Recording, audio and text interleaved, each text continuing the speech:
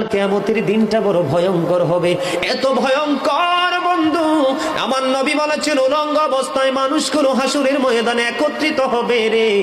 ও বন্ধু, প্রত্যেকের কবর থেকে ওই হাসরের ময়দানটা কমপক্ষে 50,000 বছরের রাস্তা হবে রে বন্ধু।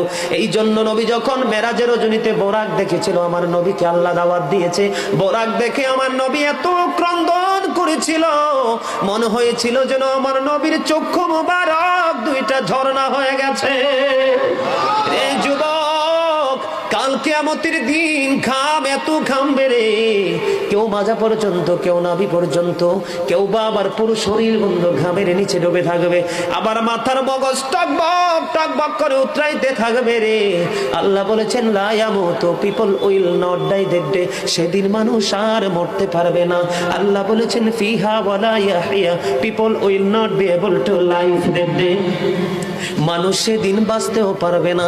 আবার আল্লাহ বলেছেন ওমা হুম আনহা বিগাইবিন, পিপল